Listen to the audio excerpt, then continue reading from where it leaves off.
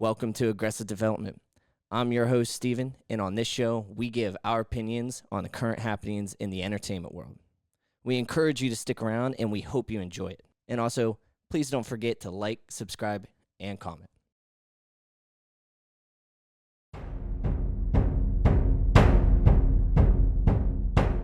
No fear, the time is here, and the microphone, and you already know. Yeah. Who sings that? Lupe Fiasco. Keep it that way. That's nuts. That's that's crazy.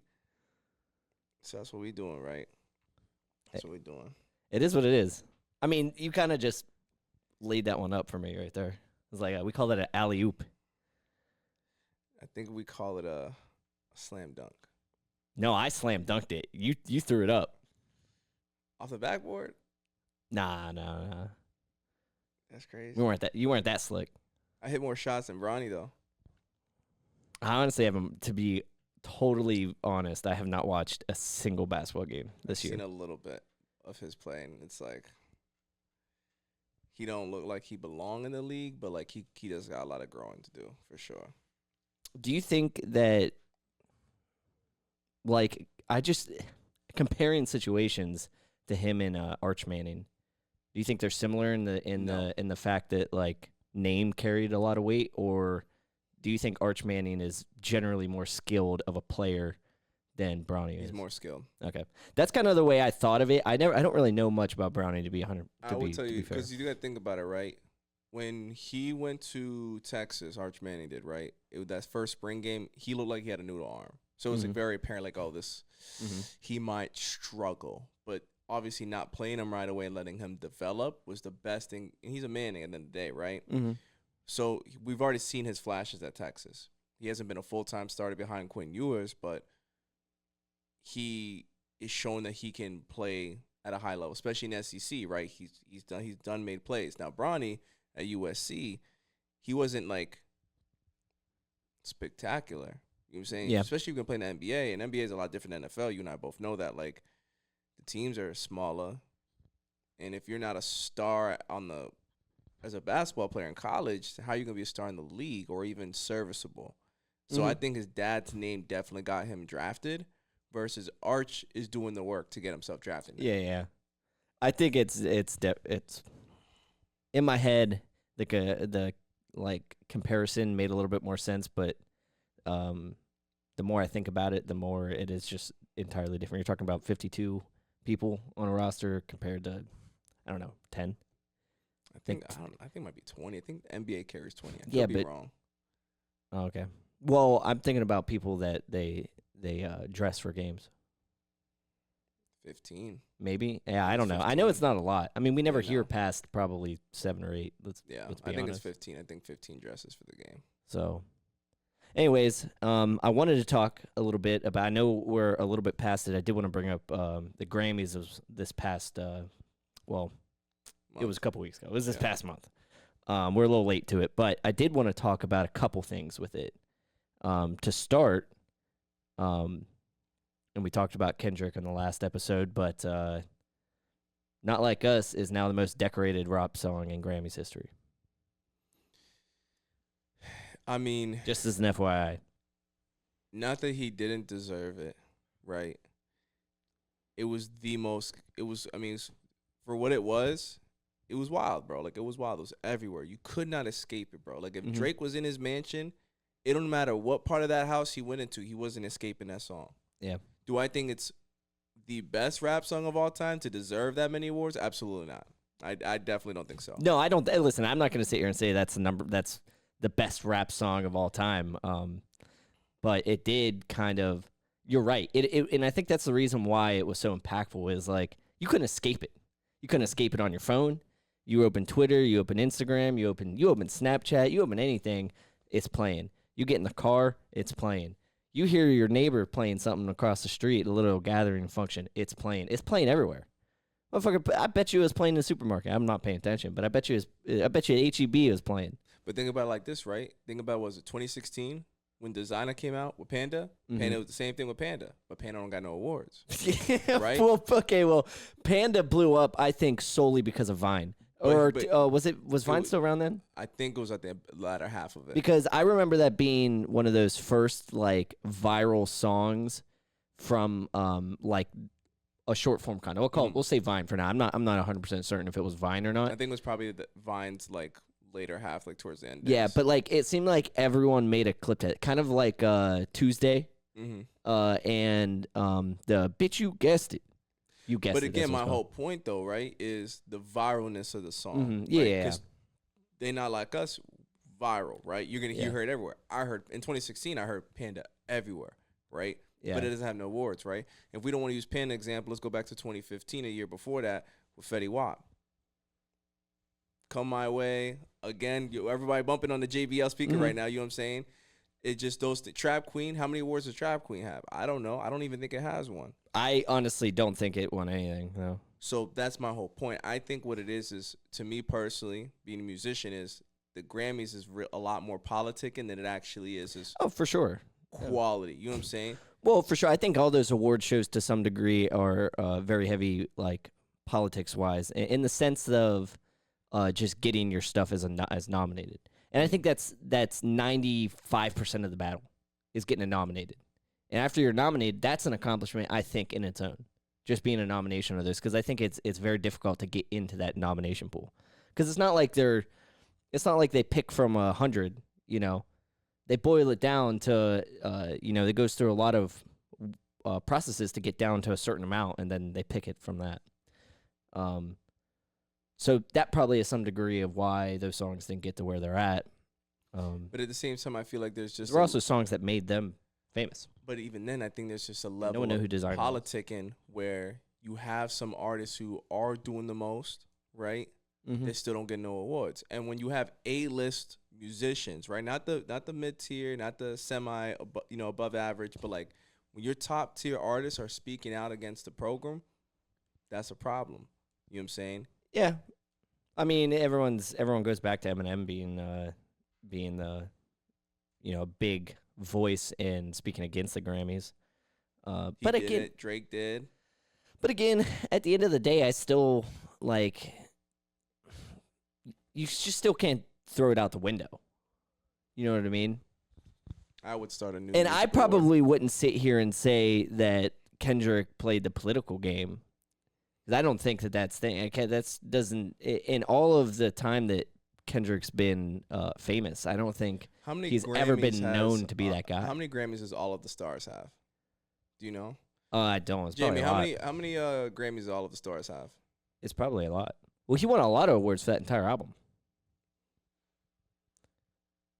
because it was the Black Panther album. Yeah, I mean the whole album was that whole soundtrack for that movie was fantastic. It was nominated for four. Mm-hmm. So you're telling me a song that's so beautiful from a composition wise, from a writing standpoint, from production, the whole 9 yards, didn't even win a single one. Nominated, understand being nominated, but still winning one. Yeah, well, I don't think that song is as big as Not Like Us. I think the politics involved in the Not Like Us is more anti-Drake and more pro-Kendrick.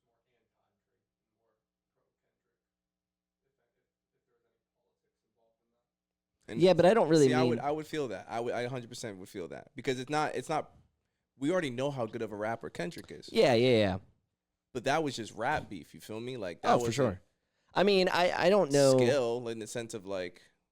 Well, I don't know. I mean, I guarantee all of the stars took them a lot longer to create than Not Like Us. Oh no, yeah, but I think that if anything, that shows more raw skill and talent than a long thought out production does.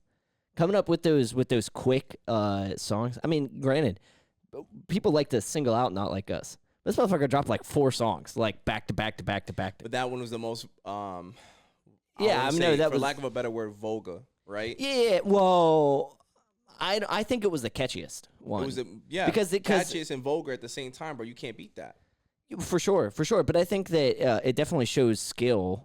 Like, if we want to talk about like artist skill, if we want to talk about rap in general and how rap is like created and how people like the flows, the rhymes, the bars, the schemes, all that stuff. I think that coming out with a song that quick and that good shows a lot of natural skill, natural artist. I don't think that was a hard song to write for him. Well, I don't right? think it is either. But again, it's like Think about it from a pen game standpoint. you can't say right? it wasn't a bad song. No, I'm not saying it is. Okay, right? so if it's not a bad song, then how does it not show, like, regardless of if he's it got is other easy? songs that show his pen game 10 times better. I don't know. I thought that was a lot of that was pretty clever. Nah, he's got other songs for sure that his pen game was 10 times better on. Well, yeah, I mean, To me, I'm not defining Kendrick's pen game as a rapper by They Not Like Us. no, so that's not what I'm saying. I'm saying that it just shows that he has like raw skill to do it. I think I think rap beef in general. I'm not just saying Kendrick. I'm saying rap beef in general. People coming out with songs.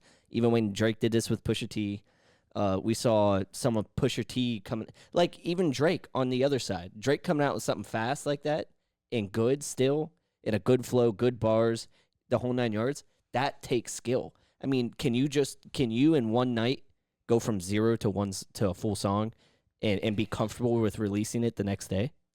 Probably not, I'll be honest. Right. So you can't sit here and say that. I personally think, and I'll stand on, that rap beef shows raw skill, if you have it.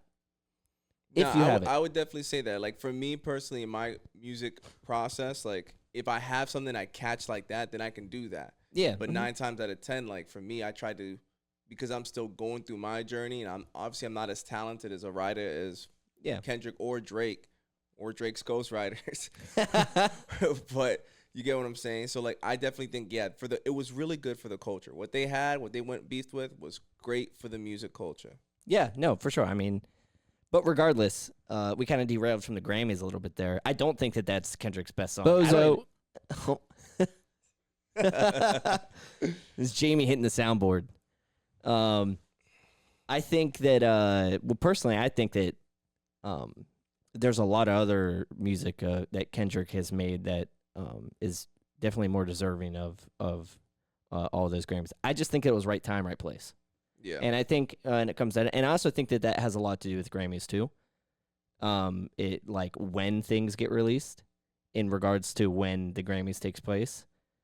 I think that has a level to it, and how long. Like, I mean, I know Not Like Us wasn't released yesterday, but it feels like it was, because it's just as popular today as it was when it came out. Yeah. And I think that has a lot to do with why it won as many Grammys as it did. Not necessarily that it was his best work. Yeah. But it goes a year by year basis. You know what I mean? They're not gonna turn around and nominate Money Trees for a Grammy. But even I then, think like, that's a 10 times better song. If we're putting it in that perspective, then, right, like these country albums in the Grammy, right, where Beyonce won Best Country Album of the Year. Yeah. I personally didn't really listen to her country album like that, so maybe shame on me. I've heard a few songs, but the Post Malone and I think, what was that other dude's name, dropped the country album. Him and Well, he had like 10 different features on that album of like big name A-list country artists. I'm gonna find out what the name of this country album is, because I'm pretty sure it was really popular. F1 Trillion. Yeah.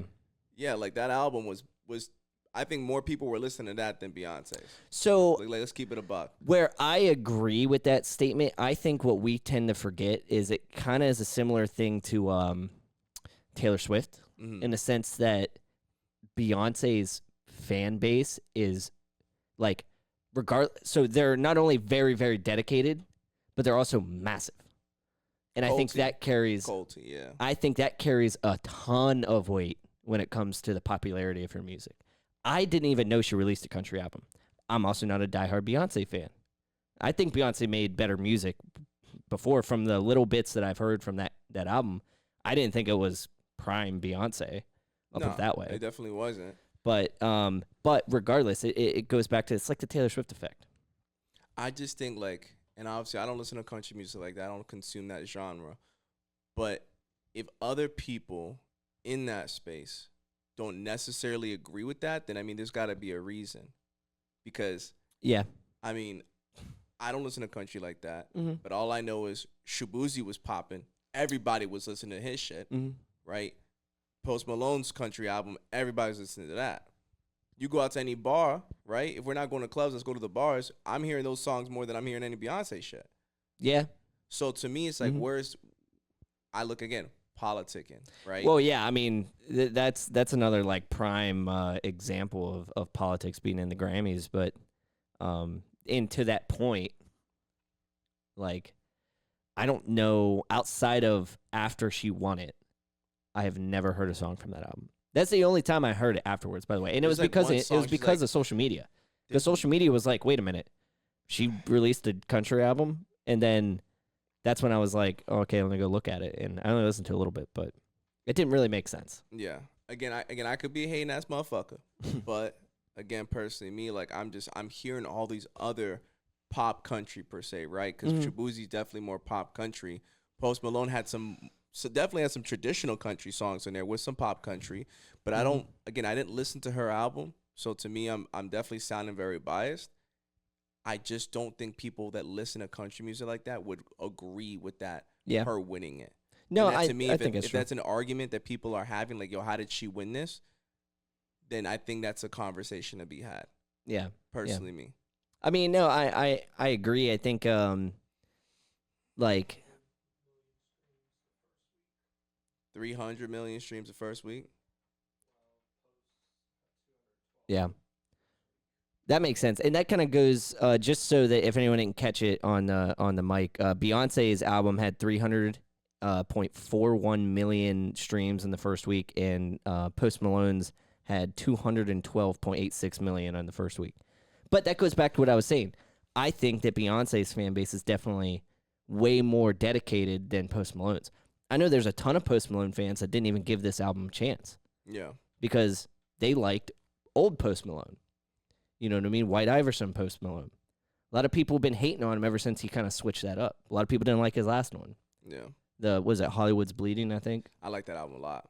I liked shit it. Was fire to me. I liked it. But again, I like a lot of different genres of music. My spectrum of music is like from one end to the other, you know? And so like I can appreciate that.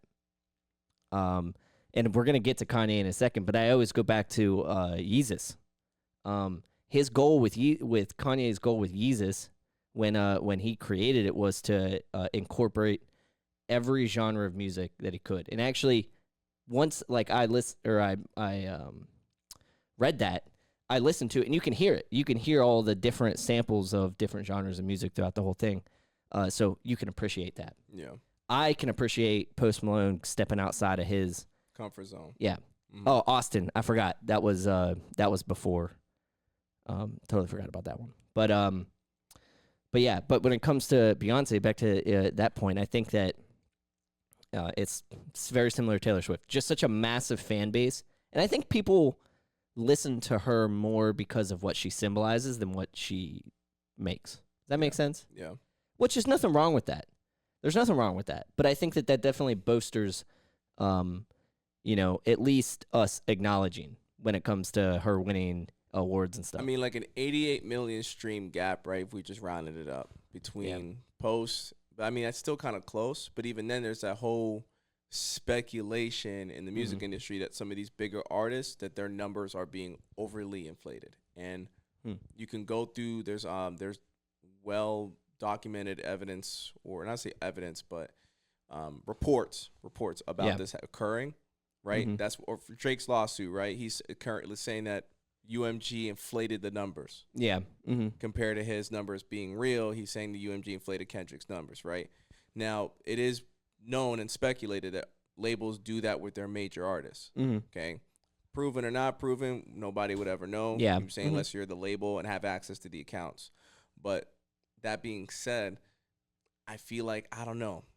Yeah, if she's got a really big fan base. Right, Beyonce fans are cold tea. Like everyone loves Taylor Swift. I don't know the Swifties, bro. They mob deep, bro. They I don't know any. Together. I don't know any Taylor Swift song after like maybe 2014, maybe 2013, because that was I think the last time. That was like right when she just started to like stop being country. and start being just kind of like a pop artist. And it was still like a pop country at that time. I knew some of that stuff because that stuff was on. I mean, shit. This is back when we listened to radios and shit still. Yeah. So not every car had an aux cord unless you had that little 8-track aux cord. You know what I'm talking about? Yep. That you could put in the car. But not everyone had that either. So Taylor Swift was on the radio all the time. But you brought up Shabuzi. I thought it was a good point. I listened to some of his other music that wasn't his popular ones, like the one he did with, like outside of the one he did with Big X Plug, and I forget the other one's name. Tipsy. Barcelona, that shit was fire. And he actually, a lot of his other music is actually very, very country. Like a lot more country than those songs were. Like, what is it? Drink Don't Need No Mix. That's the song. Yeah, that's what Big X Plug. That's what Big X Plug. Yeah, that one's like way more. It's that's got pop country, like a motherfucker. Yeah, right. So, other songs from that same album were definitely a lot more country. I think that album is definitely way more country than pop country. Yeah. But that's besides the point. I wanted to bring that up. I totally forgot during when we were talking about it. Yeah, no, I just think he's just so his music, and I don't listen to country like that.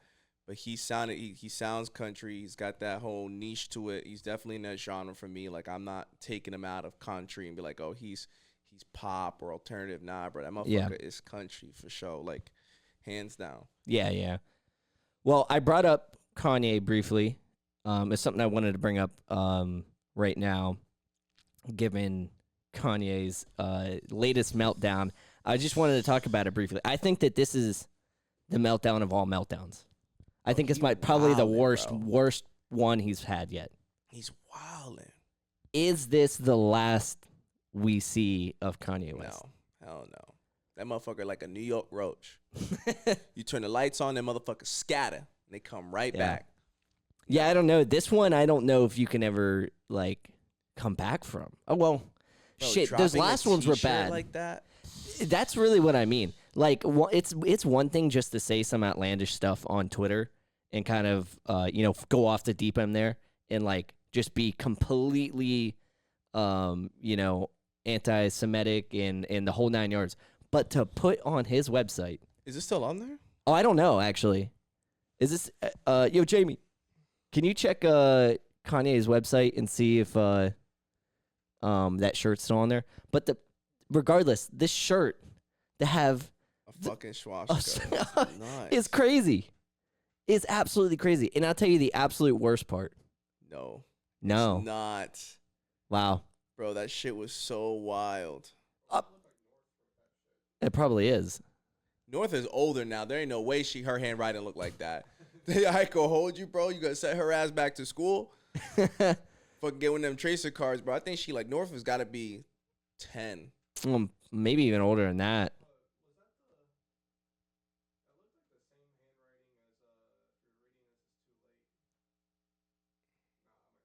Nah. Bro, if North wrote that, I ain't gonna lie, that little girl need a tutor. Jamie, how old is Northwest? Oh, she's definitely like 11. 11 years old, and but I'm telling you right, I cannot. She could probably have handwriting that bad. Listen. Bro, my handwriting was impeccable at 7. Cool, mine was not. That's fucking chicken scratch. But to be fair, I always I had this. Yeah, they did. They did beat that into me. I had this weird notion because everyone always used to talk about how doctors had bad handwriting. Mm-hmm. So when I was a kid, I used to think that bad handwriting meant you would be rich. And I was like, okay, only rich people have bad handwriting. So I was like, okay. That's nuts. That's like, nuts. I'm going to be rich. Steven, what is this? It's my handwriting. Yeah. Steven, these aren't even words. But I'll tell you the worst part about that shirt going on that website is, now I didn't see this with my own 2 eyes, but I was told by multiple different people that they're throughout the internet, people that are really more involved in internet, either Reddit, Twitter, the whole 9 yards. There were people actually saying that they bought it because they didn't know what it was. They just thought it looked cool. Ain't no motherfucking way. Mm-hmm. And that, ladies and gentlemen, is the public education system in the United States. Ain't no motherfucking way. Yep. It's like younger people. Like That's younger fucking- people that's bought it. They had no blasphemy. idea what it is. I don't know. I think That's insane. he might. He can. I mean, it's Kanye, bro. Like he beefed with Adidas and still came back. I think he'll figure out how to come through with it. Yeah, I listen. I still think people think that he's crazy. Granted, he's definitely Oh, that crazy. motherfucker Tap. Yes, many schools in the United States do not teach about the Holocaust because most states do not require it. Sounds nuts. There it is. 18 states have laws requiring schools to teach about the Holocaust. The more you know. The more you know. There it goes. But anyways, I don't think Kanye. Okay, let me preface this. Kanye is definitely nuts. Okay, definitely crazy. Lock his ass up. But I think he's a lot smarter than people give him credit. Oh yeah. Because every one of those other outbursts he did got him out of a deal. It was always business. Like every one of those other like crazy, outlandish fall offs, off the deep end type of shit Kanye would do. It was so that he would. Now he never said this out loud, but he had deals he was trying to get out of. They wouldn't let him get out of it. He went and did some crazy shit, and then they were forced to drop him. Now he don't got him. Yep. Listen, some of the craziest motherfuckers be the smartest motherfuckers. I mean, listen, like I said, absolutely no doubt. Now, granted, I don't think Kanye was ever not crazy. Does that make sense? Nah, I think when he got, because here's the thing, bro. Sometimes power changes somebody. I thought he was but He also got some power, bro. He got some power. Like he might have been like, it might have been like okay, normal, crazy. But once you start having that type of money, like Kanye got bread. Yeah. He got different type of fuck you money. Well, I also think that Kanye errs on the side that everyone's always, well, we talk about it and we've seen it in history sometimes with certain artists. It was always like the ones that weren't right, Yeah. that had issues that created some of the best art. I think you don't get to be as good at what Kanye does musically without being crazy, without being nuts, and seeing the world differently. Yeah. Because when you see the world differently, you create differently, and you're innovative. And I'm talking about from the get-go, Kanye was like that. Yeah. So I don't think you get that way from the start without being crazy. So I think Kanye was crazy the whole time. I just think that it only got worse. And I want to say, Jamie, you could look this up too. There was something that came out about his doctor giving him the wrong medicine. I did see that. And That was a couple years ago. yeah. It was like right around when him and Kim Broke up, right? finally Yeah. cut it off, like officially.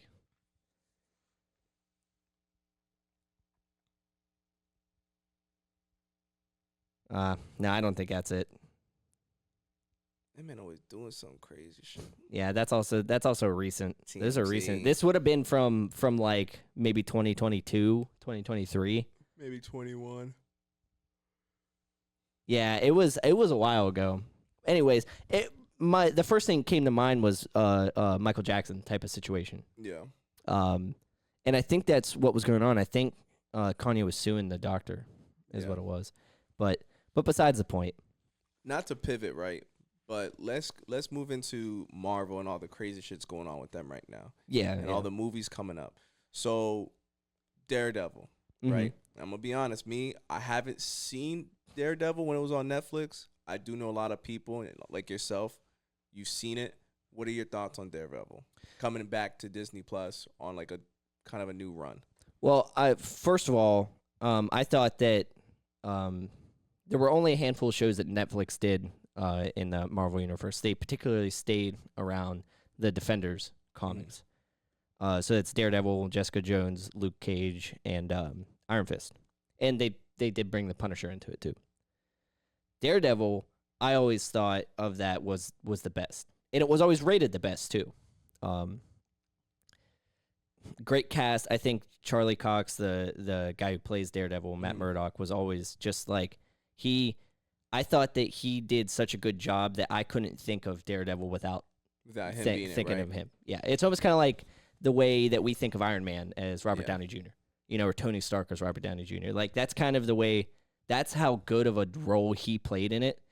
It also I think was just written so well, and I think that's why people were mad it was canceled to begin with, because it was originally canceled. Yeah. Because this was right around when Disney was trying to buy all this stuff.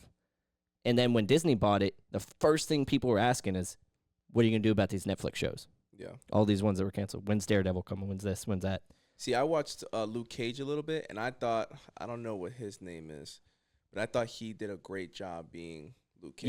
Yeah. Mm-hmm. Right? Yeah. I do not remember the actor's name for him, but I thought he was really good too. Yeah.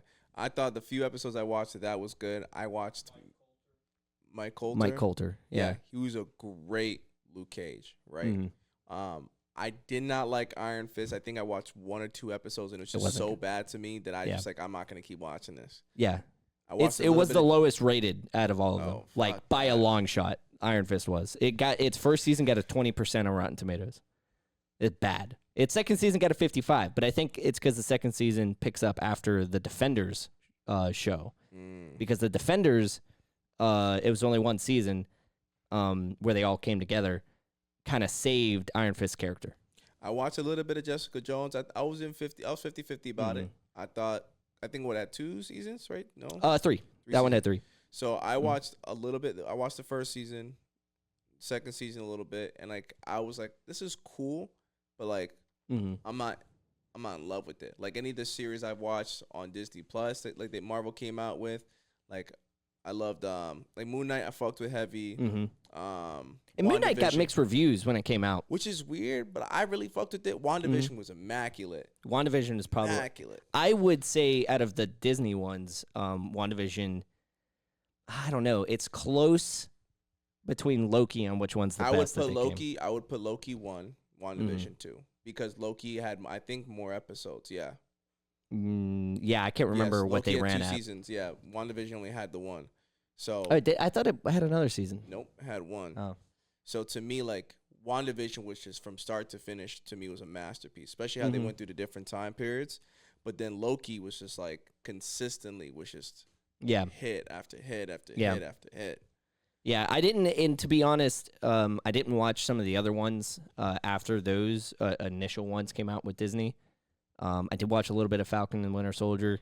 Now I watched that whole thing. It was Yeah, it was boring. yeah.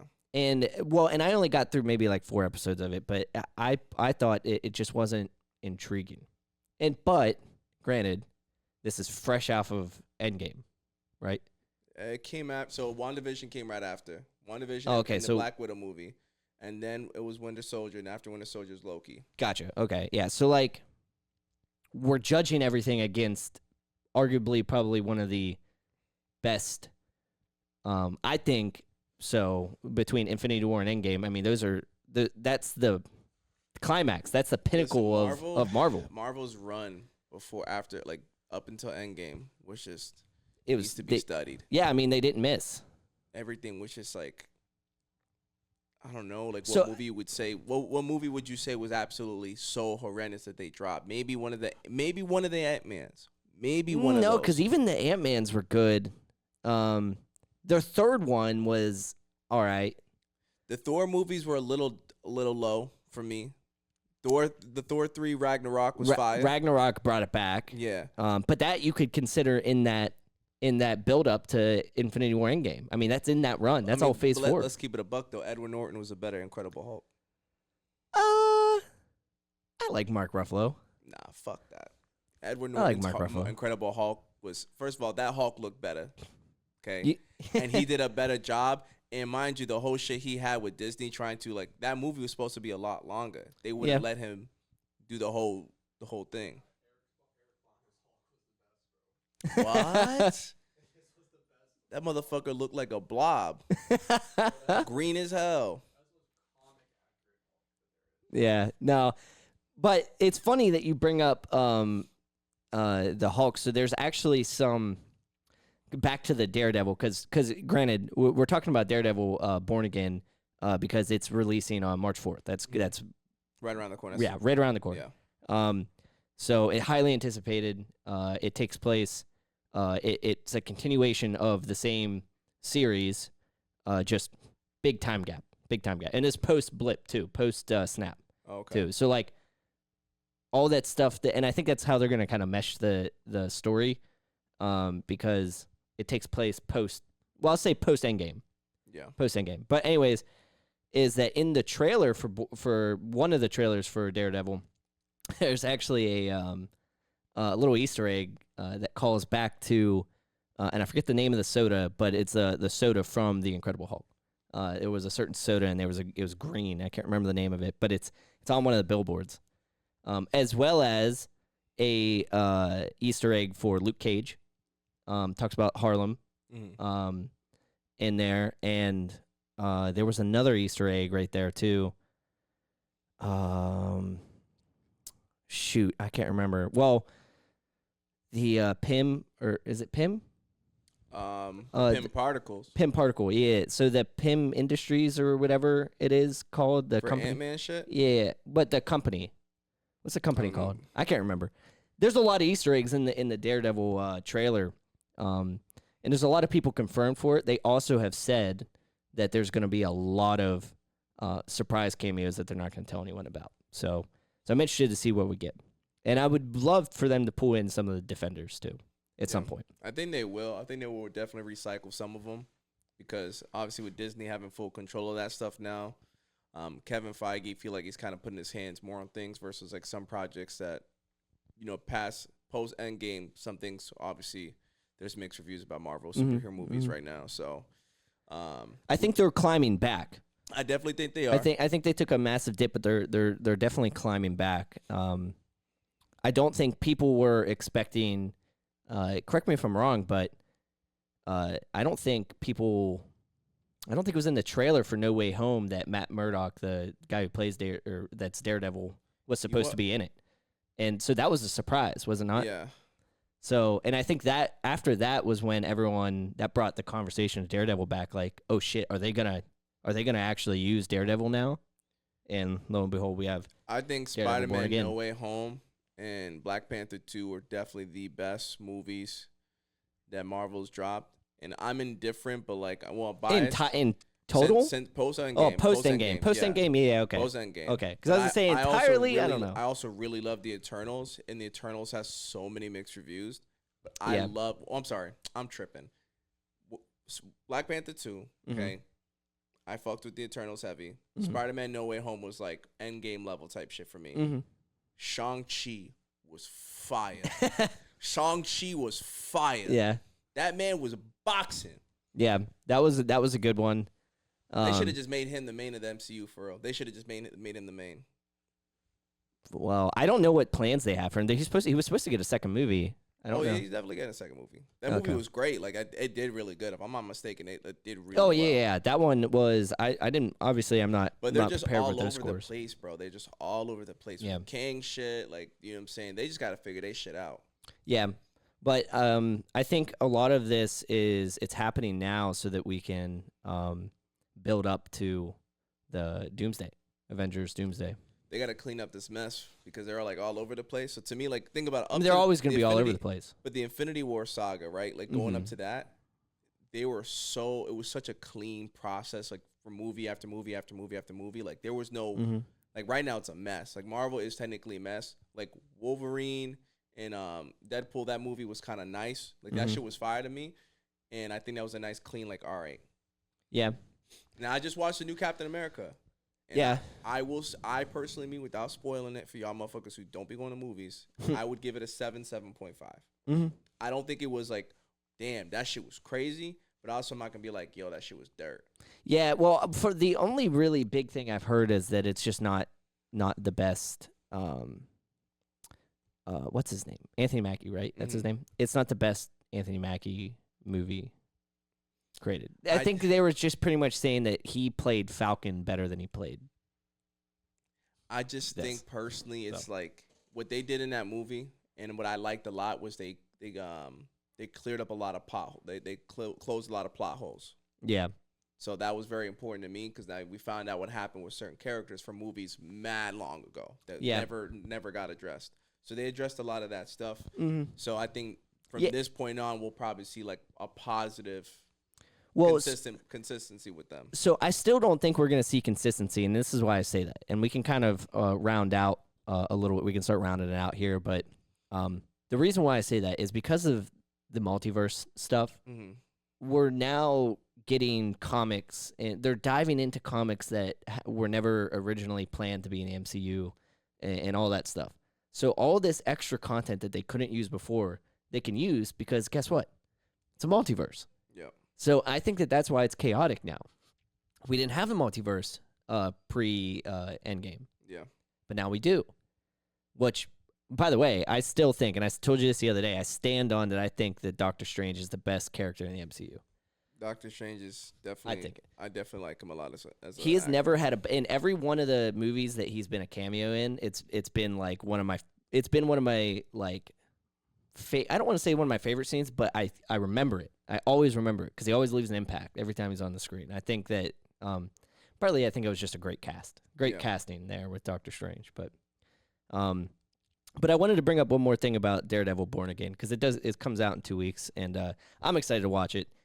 But the showrunner has said that it is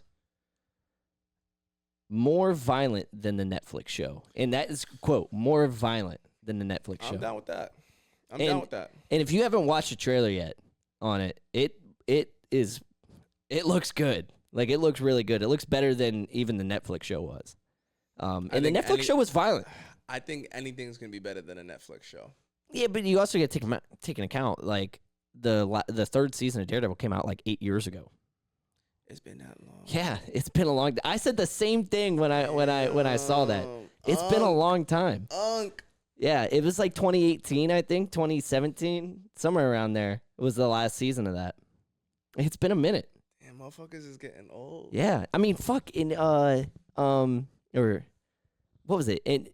Endgame came out in 2019. No, 2020. Endgame came out in 2019, if I'm not mistaken. Jamie, what year did Endgame come out? I'm gonna roll 2018. I'm gonna say 2018. I don't think I say 2019.